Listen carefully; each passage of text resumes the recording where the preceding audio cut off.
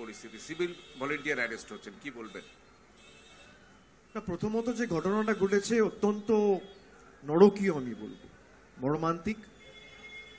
এবং মুখ্যমন্ত্রী, রাজ্য সরকারের যে অবস্থান সেটা ইতিমধ্যেই স্পষ্ট করে বলেছেন, এবং 24 ঘন্টার মধ্যে যিনি মূল অভিযুক্ত তিনি গ্রেফতার হয়েছে, এটাও আপনারা সকলে দেখেছেন।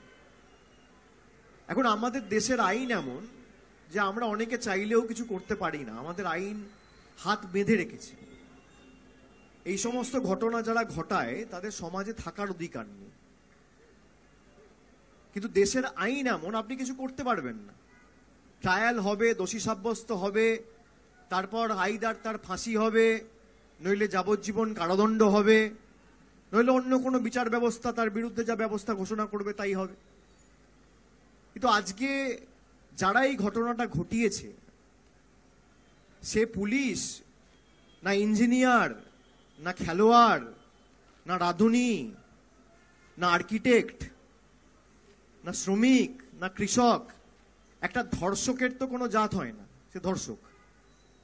একটা খুনির তো কোনো আইডেন্টিটি হয় না, সে খুনি। সে তো খুন করেছে।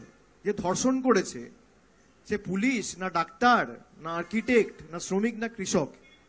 এই দেখে তো লাভ নেই, সে আগে ধর্ষক, সে আগে খুনি। এ সমস্ত লোকেদের সমাজে থাকার অধিকার নেই। স্পিডি ট্রায়াল করে যত দ্রুত সম্ভব যাতে তার দৃষ্টান্তমূলক শাস্তি এবং বিচার হয় আমরা সকলে চাই, এবং যত দ্রুত সম্ভব। কিন্তু আমি এই যে একটু আগে বললাম যে আমাদের দেশের আইন এবং বিচার ব্যবস্থা এমন, এবং প্রত্যেকটা ঘটনাকে নিয়ে রাজনীতি করা। আমি দেখছিলাম কালকে খবরটা আসার সাথে সাথে কয়েকটা রাজনৈতিক দল ফ্ল্যাগ নিয়ে বেরিয়ে পড়েছে, বসে পড়েছে। আজকে যদি আমরা সত্যিই চাই যে এরকম ঘটনার পুনরাবৃত্তি না হয় বা না হোক, আমাদের কি করা উচিত? আইন সভায় সংশোধন করে হয় অর্ডিন্যান্স আনুন, অধ্যাদেশ আনুন, এবং 6 মাস পর আপনি অ্যামেন্ডমেন্ট করে বিল আনুন, যাতে 7 দিনের মধ্যে, 10 দিনের মধ্যে এদের ব্যবস্থা হয়, 1 মাসের মধ্যে ব্যবস্থা হয়। যাদের সরকার রয়েছে তারা অর্ডিন্যান্স করে ইডি ডাইরেক্টরের মেয়াদ বাড়াতে পারে।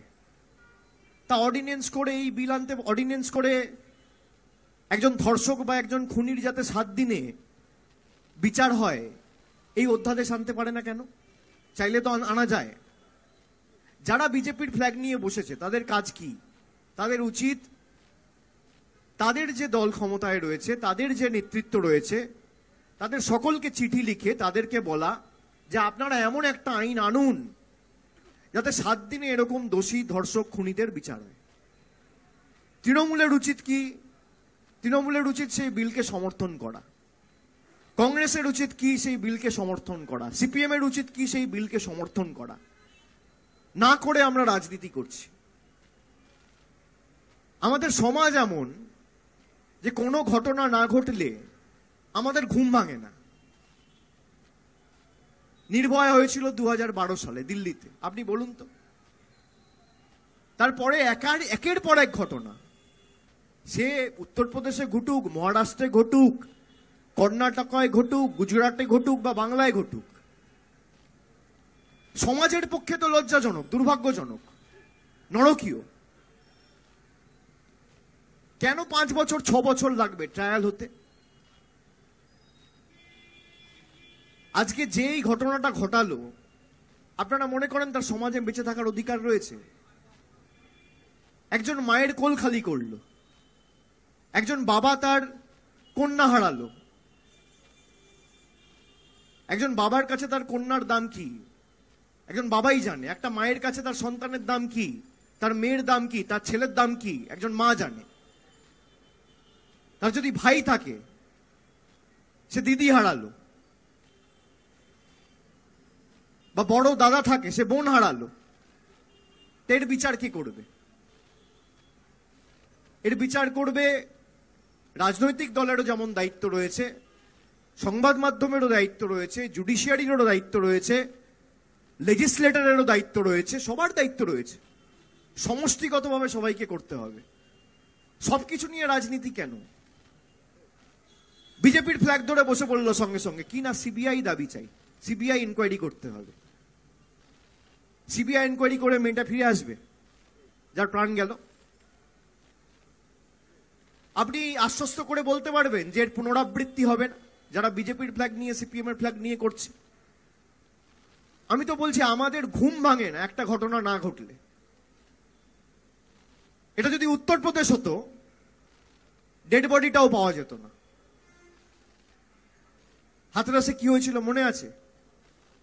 ধর্ষণ করে খুন করে পুড়িয়ে দেওয়া হয়েছিল, তারপরে বন্ধ হয়েছে।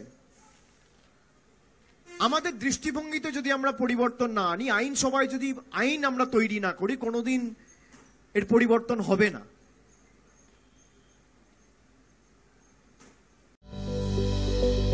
Welcome to K-Mall, a premium project by Kaleen Group. K-Mall is in the heart of Kolkata's electronic, garment and lifestyle hub, Khidirpur. K-Mall, which is designed as a world-class mall, is the outcome of endless effort of our experts, combined with modern superb techniques and new-age design. Book now